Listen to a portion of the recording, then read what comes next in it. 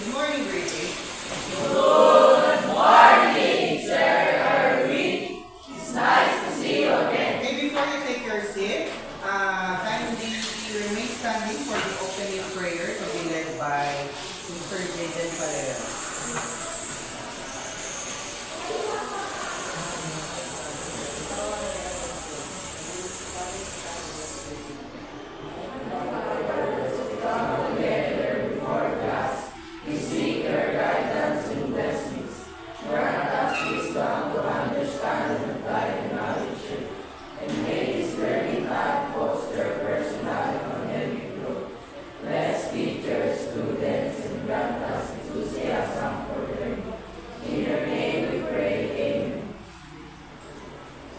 Okay, before you take your seat, kindly take your hands upward, sideward, forward, lower, lower, lower.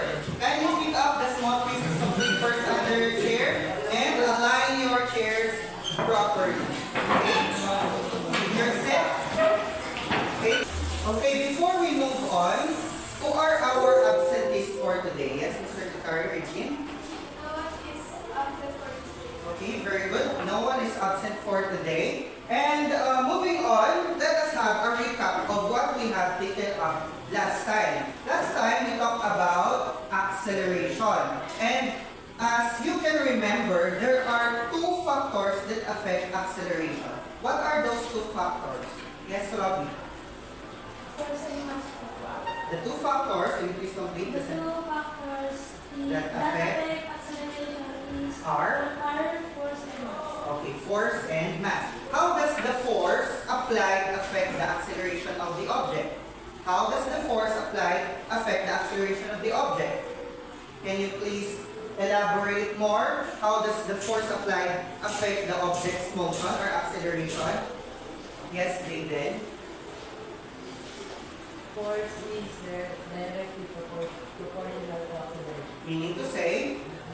If the force is greater, the acceleration.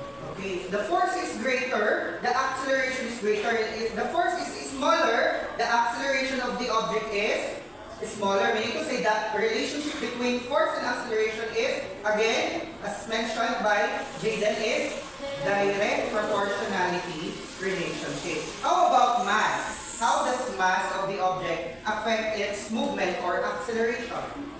Jeremiah. Greater the mass, the lower the... Okay, very good.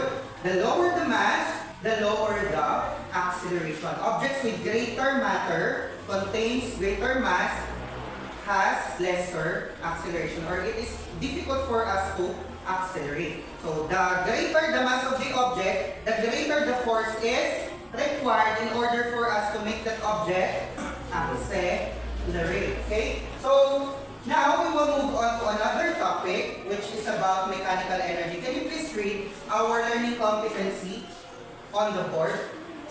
Yes, Mr. Clasho.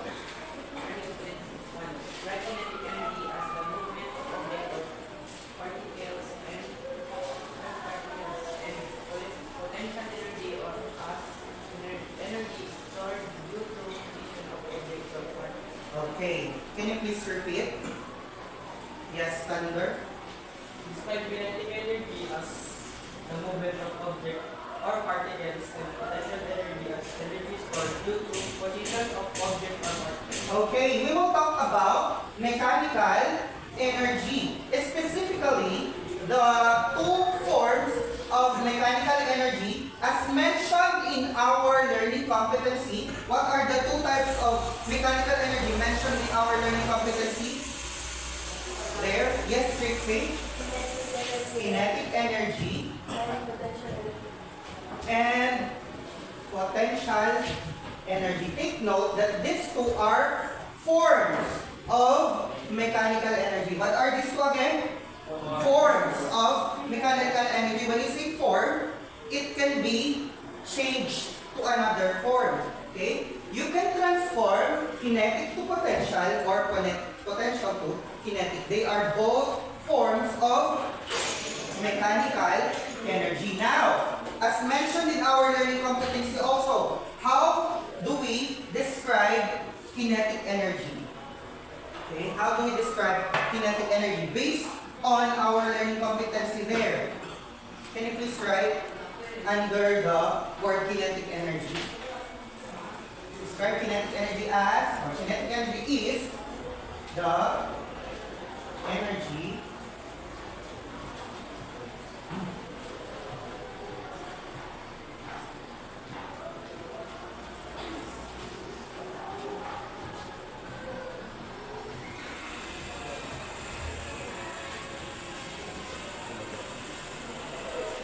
for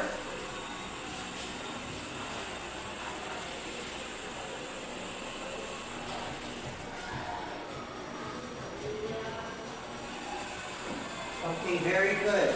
Can you please read? Kinetic energy is The movement of an object or particle. okay. How about potential energy? Yes, yes. Sir.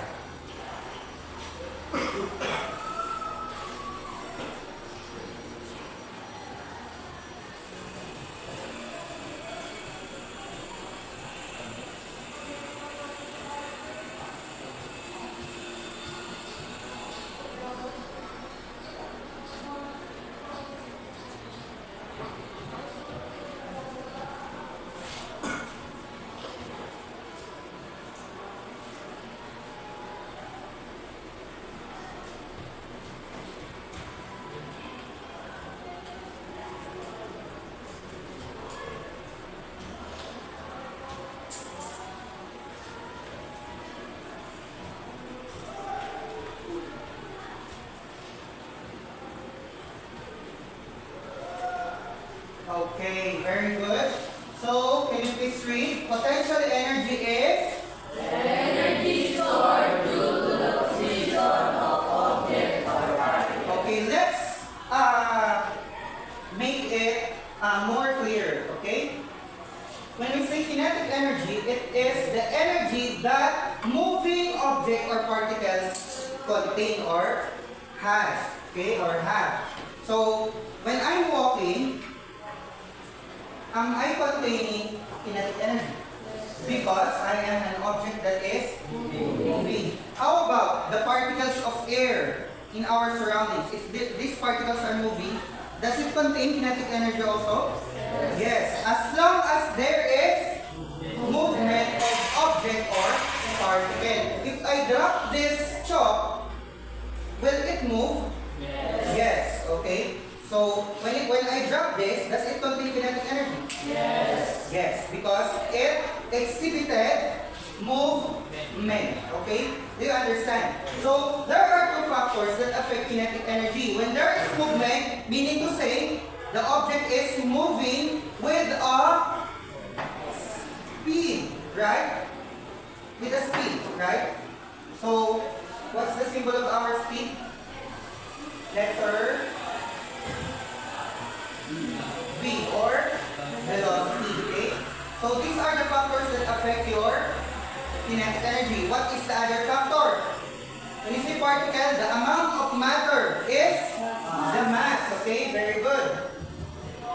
So how do we put it in equation? Because we need to compute for the kinetic energy of a particular object. How do we compute this in equation? In equation or in formula, you can solve for the kinetic energy of an object using this formula. Mass times velocity squared times 0.5. Or any interchanging in this position, it will still give you the same answer. Okay? So take note of our formula in your notebook. Okay? How about potential energy? When you say stored, it is contained inside the object. That is not, if the object here is moving, here the object is not moving or stored or placed in a different position. So based on our potential energy definition, there are three factors that affects its energy, okay? So the first one, like the kinetic energy, the amount of particle is there. What do we need? The amount of particle is pertaining to the mass of the object. Position refers to the height. Okay, very good. And what else is missing? The acceleration due to gravity, as we have encountered in the last topic that we had. Okay, which has a constant value of 9.8 meter per second squared. Very good. So you have, balikan natin, what's the unit for velocity? Unit for velocity? Meter per second. Mass? Okay. How about here? Kilograms. Height? Meters. Okay. And then your acceleration due to gravity is meter per second squared. So let us now have an example of this. For example, there is a cat. Okay? A cat is having a matter in its body. Okay? We have two cats. Cat A and cat B. Supposed to be, the first cat is located, okay, this is cat, okay? The first cat is located at the height of 10 meters, okay? And the mass of that cat is 15 kilograms, okay? What will be the gravitational potential energy of that cat? Cat B. If cat B is located at a position of 8 meters height, and the mass of that cat is also 15 kilograms, what will be the potential energy of that cat? Okay? What did you notice? The two cats have same mass, but they are placed in a different height or position. So, using our formula for potential energy, what's our formula? The formula for potential energy is potential energy is equal to the product of mass, acceleration due to gravity, and height. What's again our formula? Potential energy is equal to mass times. Okay, very good. So now, let us substitute the values in our equation. So the first one, in cat A, you have potential energy is equal to mass times gravity times height. What are the given here? Okay, here are our given values. What's the mass? 15 kilograms. So substitute to this equation. 15 kilograms times, what's the value of G? Or acceleration due to gravity? Okay, 9.8 meter per second squared. So we put here 9.8 meter per second squared times the height or the position of the cat A. 10 meters.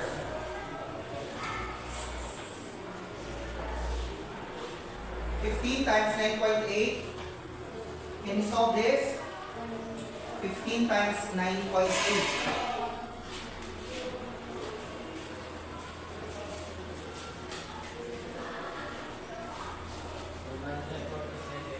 147 kilogram, that meter per second squared. Okay? Times 10 meters equals 1,470 kilogram times meter squared per s squared, 1,470 joules. Take note of this unit. What again is the unit I have written here? Joules. 1 joule is equal to 1 kilogram dot meter squared s squared. What's again the value? 1 joule is equal to 1 kilogram dot meter squared. Okay, that's the value of that. So, meaning to say, the unit for energy is joules. Okay? So, what's the value of the kinetic potential energy of cat A? 1,400 have potential energy is equal to mgh. Here are our given values. Okay? So you have the mass of cat B, 15 kilograms times 9.8 meter per second squared times the height of the object of 8 meters. So the first one, you have 1,470 kilogram meter per second squared times 8 meters. What's the value? Can you solve this? 1,470 times 8. Yes or J? Flash off. 1,470 times 8. 11,760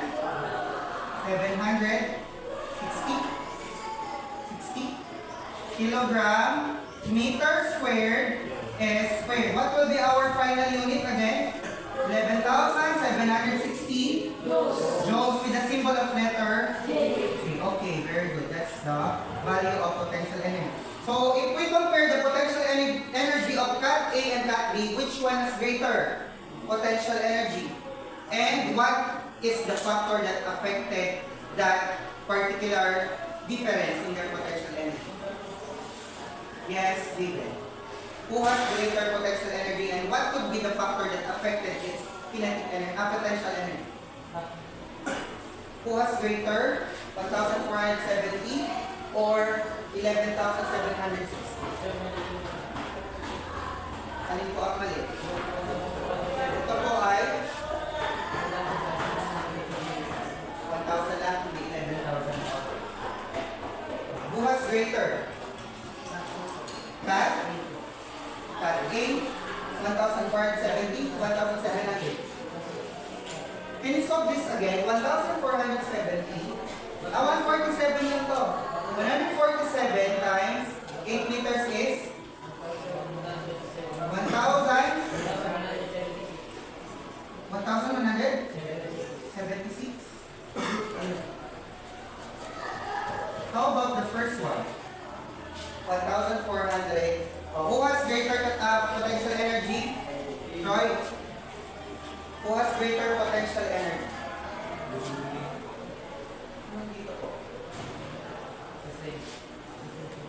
How do we call that object? Cat A po. Cat A has greater potential energy. Can you please repeat in a sentence? Cat A has greater potential energy. Okay, what could have affected the difference in the potential energy of the two? What factor could have affected that particular potential energy? Yes, Jeremiah. The height of the object. Since they have the same masses, okay, the height could have been the affecting factor for the differences of the potential energy of the. How about if we have an example for kinetic energy? A rolling ball has a mass of 0.5 kilograms. Okay? Is that massive? 0.5 kilograms, kalahating kilo for a ball. Kalahating kilo for a ball. Is that very massive? Yes. Kalahating kilo, bola. Is that very massive? Yes. Okay. It is rolling on a flat surface like our floor at a rate of 2 meters per second. Okay. What's the speed of the ball? Okay. It's rolling on a flat surface. How massive is the ball? 0.5. And according to our formula, as I have mentioned earlier, the formula we are going to use contain mass and velocity. So look at this formula. These are our given. Okay? We will just substitute the given values to our formula. What is the mass of the ball? 0.5 kilograms. What's the velocity of the ball? 2 meters per second. And times 0.5. Okay? It's included in our formula. Okay? Constant. So, We have squared here, right? What do we mean by square or an exponent that is 2? Yes. Do we have another hands there? What do we mean by exponent or 2 at the top of a particular number or coefficient or variable? Jaden. What does it tell us? How many times will you multiply? How many times do we multiply a number by itself? So how many times are we going to multiply to by itself? 2 times. So we have first time, 2 times.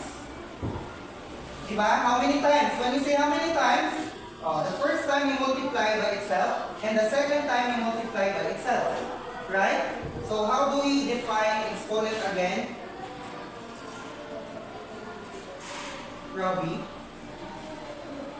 How many times you multiply? It's the same. It's the same as his answer. How many times you multiply a number by itself? When you say how many times, ilang beses mo siya i-multiply sa kanyang sarili. Kung sasabihin mo na 2 beses mo siya i-multiply sa kanyang sarili, unang beses, 2 times 2. Tama? Pangalawang beses, times 2 ulit. Yung result ng 2 times 2. That's wrong. What's our definition of exponent according to Sir Irwin last time? Flash. What's the definition of our exponent, Jeremiah? Sinabi ko na yun last time. Ilang beses ba i-multiply ang number sa kanyang sarili? O ilang piraso? Jaden. How many pieces that particular number will be? Okay. How many pieces of that particular number or variable are you going to multiply? How many pieces of 2 are you going to multiply by itself? 2 pieces. Because when you say how many times, ilang beses, dalawa, ilang number na i-multiply niyo? Tatlo na. Okay? So you need to remember that. How many pieces of that particular variable? How many pieces of the value of velocity? 2. Okay? So you have 0.5 kilograms times. What do we mean by 2 meters per second squared? What do we mean by that? 2 times 2. What's the value? All of the values inside the parentheses will be squared. So m times m, m squared, and s times s, s squared. Do you understand? Do you understand? Yes. Times 0.5. Why did we get the value of the squared part first before multiplying all of these values? What law in mathematics we are following? What particular acronym we have? GEM dash. Very good. GEM dash means to say those who are grouped first and then those that are raised by an exponent before multiplying, dividing, adding, and subtracting. Take note of that particular rule in mathematics. Now, can we multiply them now? Yes. 0.5, we mean that you are going, anything that is multiplied to 0.5 is the half of itself. So 0.5 times 4, 2 kilogram meter squared is squared. Again, multiply it by 0.5, you have 1 kilogram meter squared is squared. Or, what do we mean again by this value? Kilogram meter per second squared? Joules. So, the value is 1 joules. 1 joule. Okay? So, you have the value for kinetic energy of what? Kinetic energy of the ball. Okay? So, I want you to look at my PET simulation here before we move on to our group activity.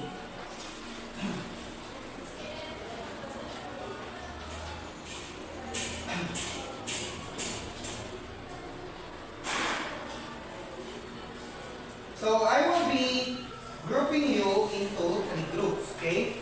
So I have assigned you groupings a while ago, and I want you to form circles per group, okay? So group 1 will be forming circle here, okay? Group 2 here at the middle part, and group 3 here at the front part, okay?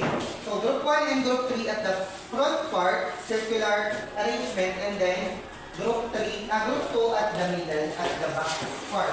So you may now arrange your chairs properly, as I am going to distribute to you the activities.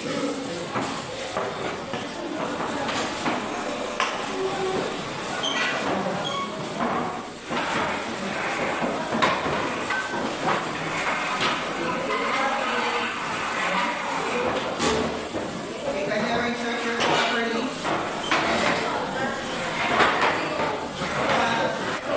Upward.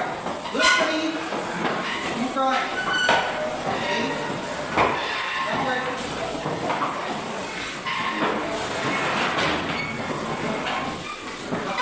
Okay, forward. Okay, group 1 is your activity sheet. Group 2 is your activity sheet. And group 3, your activity sheet. Kindly, can I get the attention of everyone? Kindly read the activity sheet and make it, do it as it is mentioned in the direction. If you're going to solve for something, solve for something. If you're going to identify for something, identify for something. And then afterwards, I just give you 10 minutes for that. And afterwards, you're going to present this in front. You are going to choose which group mate will be able to present your answer on the front, okay? And afterwards, as one group is presenting, you are going to make a thumbs up if you rate their report as very satisfying, okay? And a thumbs down if it is not satisfying for you, or if you cannot understand them well, okay? Do you understand? Yes. Okay, you may now start your group activity. Your 10 minutes starts now.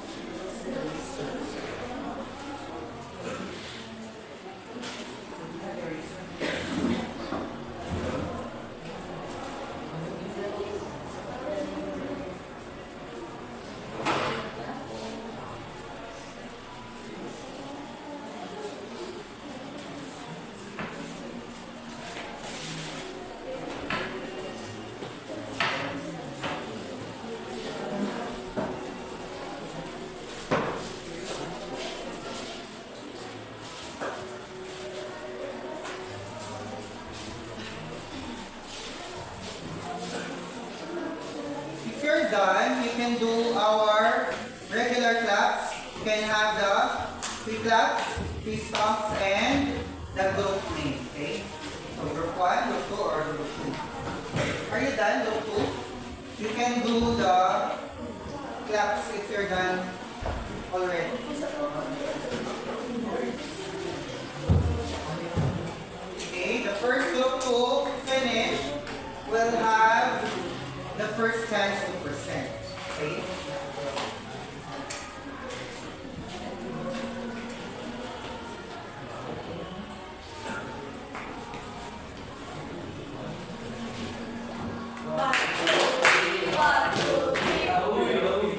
Okay, away group 2. So you can now arrange your chairs properly if you're done. And we will just wait for the other group. Ready? While waiting for the other groups to finish, kindly stay quiet if you're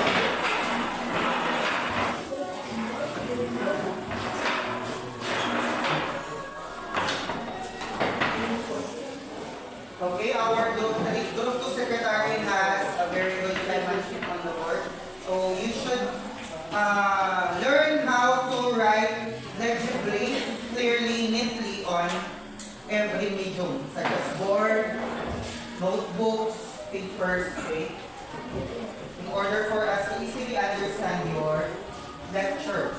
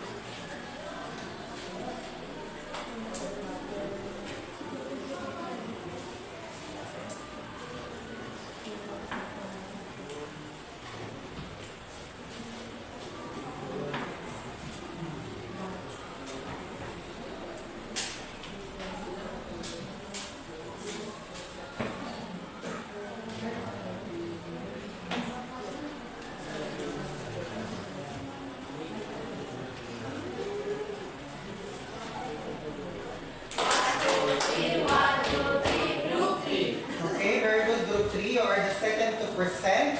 Kindly arrange your chairs properly.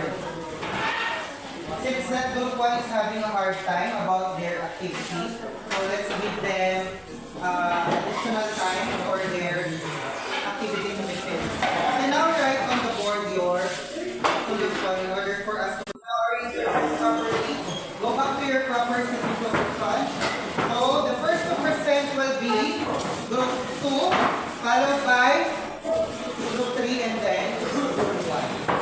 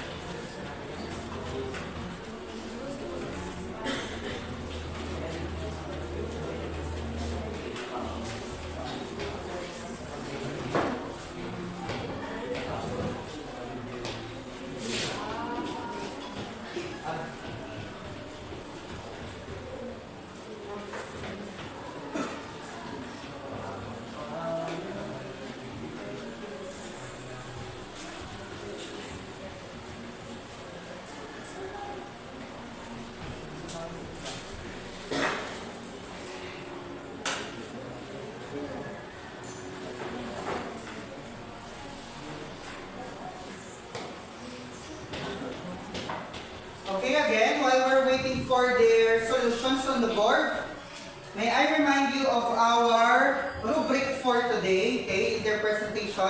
Our rubric is just simple. If you find the presentation understandable for you, Clear? Organized?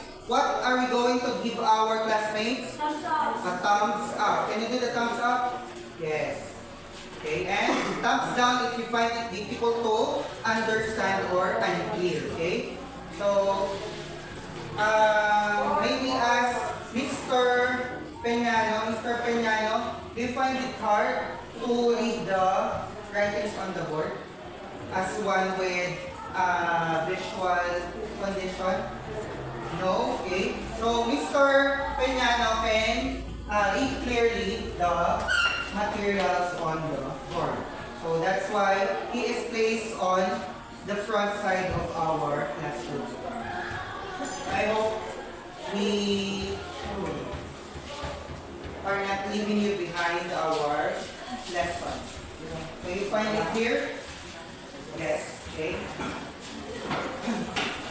So, now, may we have the presentation of our group 2. Who is about to present in your group?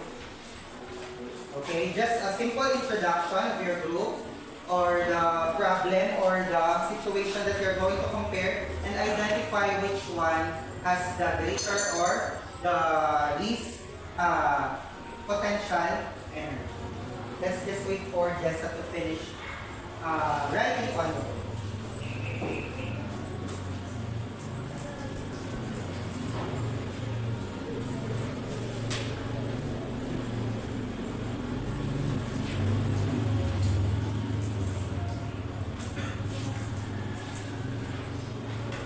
Okay, group 2, you may now proceed in front to present your work. Good afternoon, sir. Good afternoon, classmates. Today we're going to present our Good morning. Object 1. Given are, this is are the given. Mass is equals to 35, Can you point? May 35, I see your button? 35 kilogram, height is equals to 10 meters, gravity is equals to 9.8 meter per second. 5. Is equal. 5 is equals Is equal to? question 1. Formula is Potential potential energy. energy is equals to mass Is equal to? is equal to mass times gravity times height. Solution Do not block your solution. Let your classmates see what you're pointing at. is potential energy is equal to 21 kilogram times 9.8 meter per second square times 10 meters. 35 kilogram times Plural 35 35 kilogram kilograms. kilograms times 28 meters 9.8. 22 Okay. 88 meters per square is equal to 3,130 kilogram plus meters square plus 2. The final answer is 3,430 kilograms. Okay, when you're pointing at something, let your classmates see what you're pointing at. So do not block. Here, the other side. object given. Mass is equals to 13 Is kilograms. equal to 13 kilogram. Height kilograms. kilograms. Height is equal. Height. Height is equal to 15 meter and Meters. meters. 15 is plural, right? Gravity is equal to 9.8 meter per second square. Finally, What's PE? Look at your classmates. potential energy. And in order to find the PE, Formula. PE is equals to mass times equal to, is equal to mass times gravity times height. okay, Solution. PE is equals to 30 kilograms equal to equal to 30 kilogram times 9 kilograms. kilograms times 9.8 meter per second squared times 50 meters. More than one, you need to add S. Okay?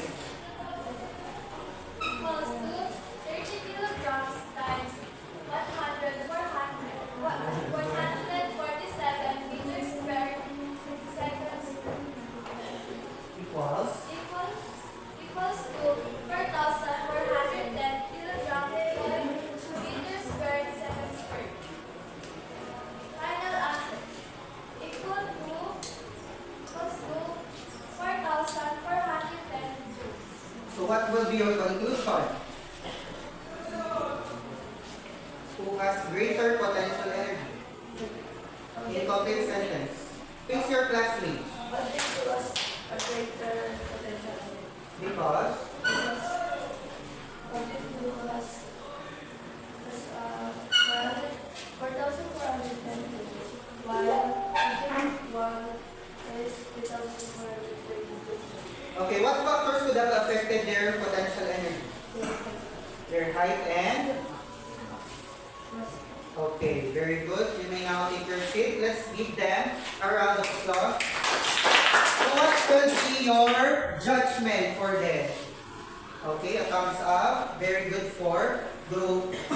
How about group 3? You may now proceed with your presentation. Group 3.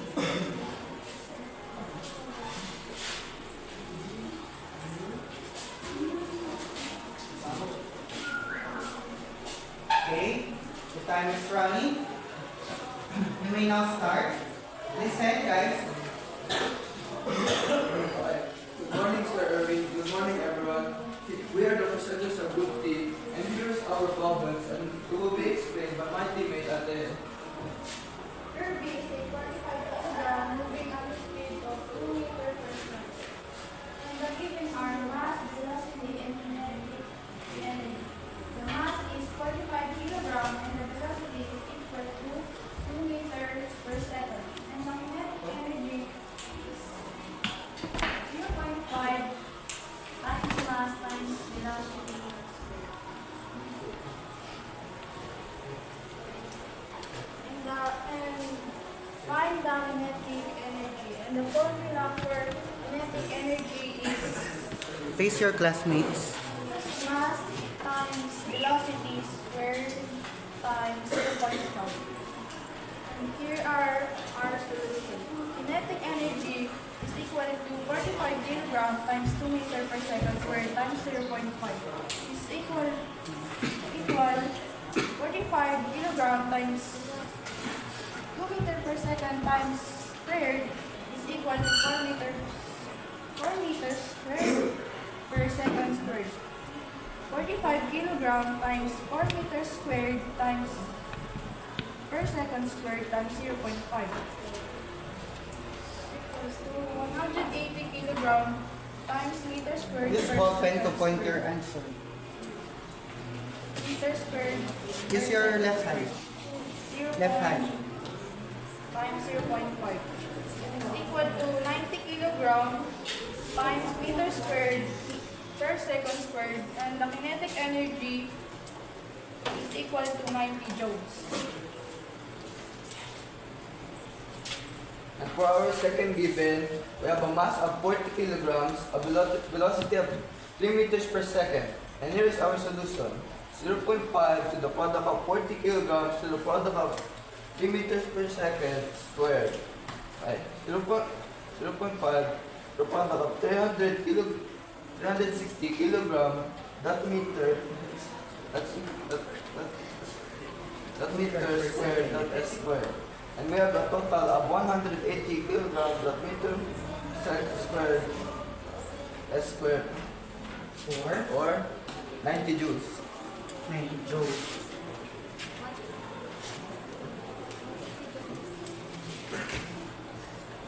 Okay.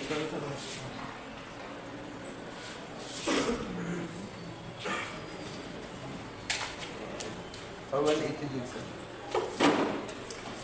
Okay, are you done? Okay, you may now take your seat. Let's give them. What will be your judgment? Oh, some are booing. Why? Why, Jeremiah? Why, Jeremiah? Why do you see any discrepancy or errors in their solution? None. I can see some of the errors in their solution. What's wrong with their solution? Kindly take a look at your formula for kinetic energy. What's the formula for kinetic energy? Do you find any wrong here? Nothing? Yes?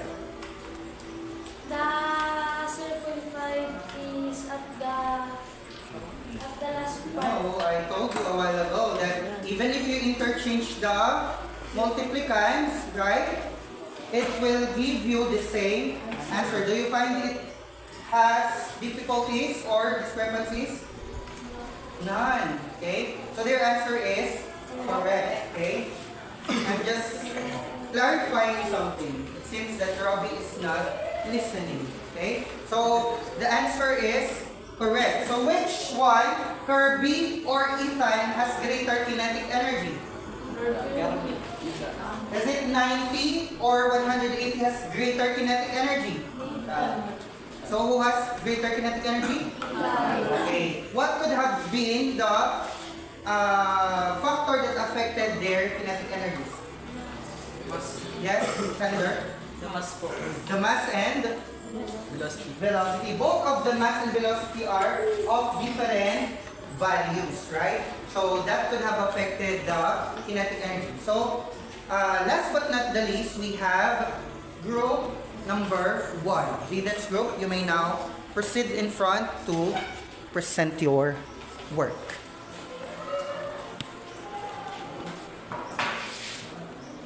Good morning, everyone. This is Group 1, and our activity is all about identifying whether it is potential or kinetic energy.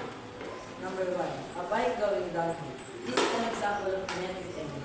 It is a kinetic energy because the bike exhibits movement. Exhibits movement. The bike is singular, so you need to put S on the verb, okay? Number 2, a ball rolling. This is an example of kinetic energy. It is a kinetic energy because the ball is moving. Number 3, a book on top of the table. This is an example of high potential energy. This is a potential energy because the book has stored energy due to the position. Number 4, water falling from the top. This is an example of kinetic energy. This is a kinetic energy because it experiences movement. Number 5, carbohydrate in the body. This is an example of potential energy. This is a potential energy because the object has stored energy.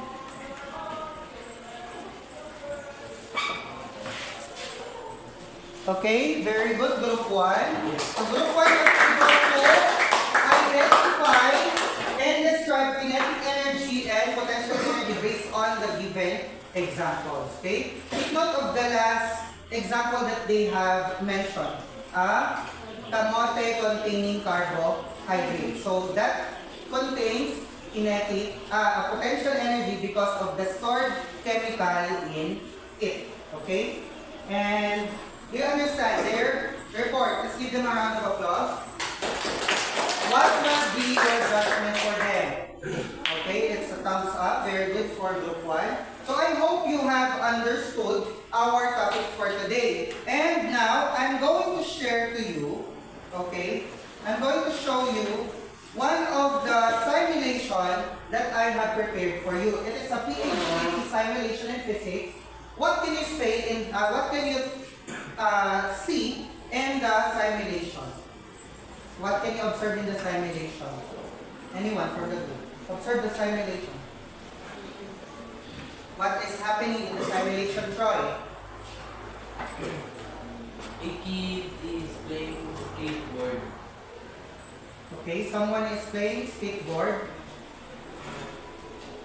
Man who's skateboarding passing, changing energy. Changing energy. He mentioned a changing energy. Do we change energy or we may say we just transform? We just transform energy. Yes? So what energy forms do we transform here? What is our topic for today? Potential and kinetic. So how can we say that energy in this simulation is transformed? Take note of the definition of potential and kinetic again. So can you describe as the man is skating upward, what happens to its potential energy? And so on and so forth. Anyone? Yes, Robbie. When the man's going Upward. its potential energy is increasing, and when the man is going downward, its kinetic energy is increasing. Okay, meaning to say the energy is is not destroyed according to the first law of motion. The law of motion or the law of conservation of energy. Okay, so potential energy here is transformed to kinetic energy. So, do you agree with Robbie's observation? Yes. As the object is moving upward, its potential energy is increasing. And as the object is moving downward, the kinetic energy is increasing. Do you agree? So, potential, what particular movement exhibited the transformation of potential to kinetic? When the boy is, yes, when can you say that the boy energy is transforming from potential to kinetic? Potential to kinetic. Yes, Jeremiah. When the kid is going down. Okay, when the kid is sliding downward. How about kinetic to potential? Thunder. Kinetic to potential.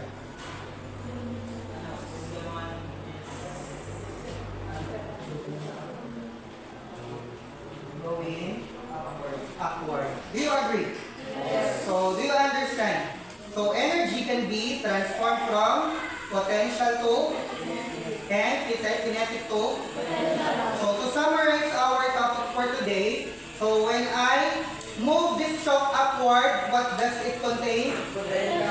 What transformation happened from here to here? Okay, very good. How about if I drop this chalk? Okay, so now that you have summarized our topic for today, I want you to get your 1/4 sheet of paper for our quiz. Okay?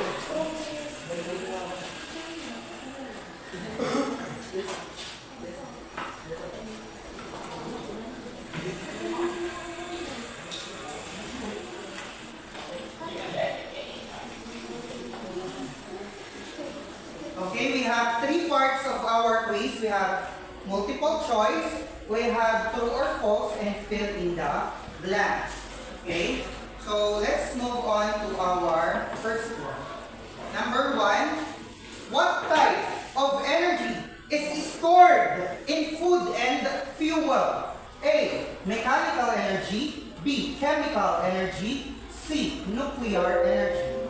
Okay, what type of energy is stored in food and fuel? Just like our last example in Jaden's group, carbohydrate in kamote. Okay, food and fuel. Are you done? Number 2, what type of energy is produced when objects vibrate? When the objects are vibrating, what energy is produced? Nuclear energy, sound energy, thermal energy. Number 3, which of the following is an example of kinetic energy? A charged battery, the first one, a stretched bowstring, or a moving car? Okay, number 4. Energy cannot be created or destroyed, only transformed from one form to another. Is this true? This is the law of conservation of energy. Or letter B, false. Energy can be destroyed or created for nothing. And true or false? The energy in a rolling ball is considered potential energy. The energy contained by a rolling ball, gumugulong, is A, true. A rolling ball stops when it runs out of potential energy. False. A rolling ball has kinetic energy because it is in motion. Okay na? Next, electrical energy is a type of potential energy. Okay? Electrical energy is a type of potential energy because its electrons are moving. A, true. Electrical energy stored in batteries and other devices, potential energy. False. Electrical energy is actually a form of kinetic energy as it results from moving electrons or particles. Okay? Fill in the blank. The energy of motion is called? No choices. The energy of motion is called? Fill in the blank. The energy stored in an object due to its position is called?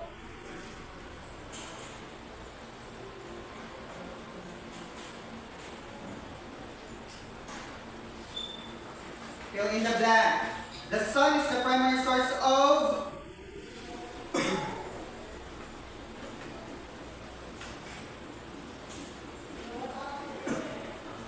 what energy is produced by the sun?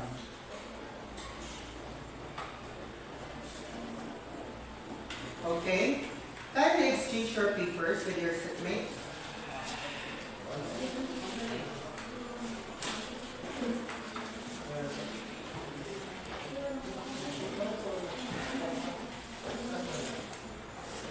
Okay?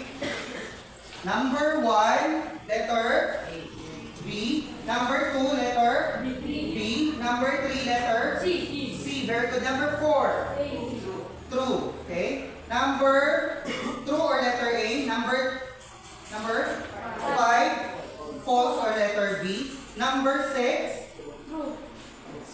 false. Okay? And number,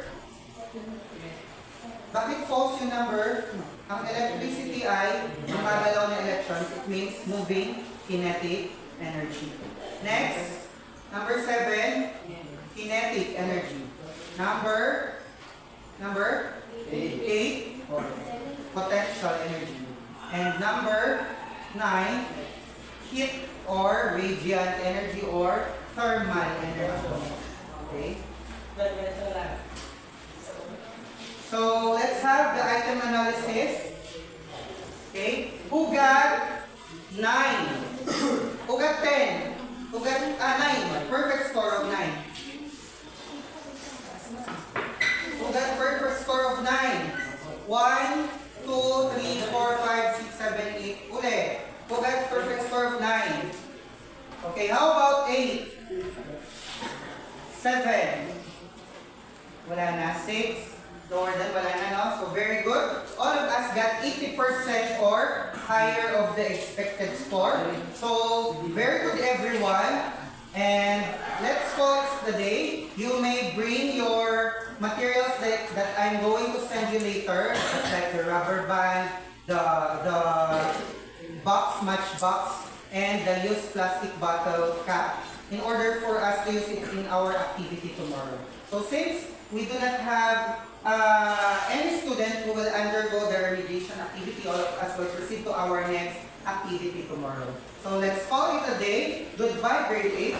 Goodbye, Sir Erwin. See you tomorrow. Okay. Thank you very much.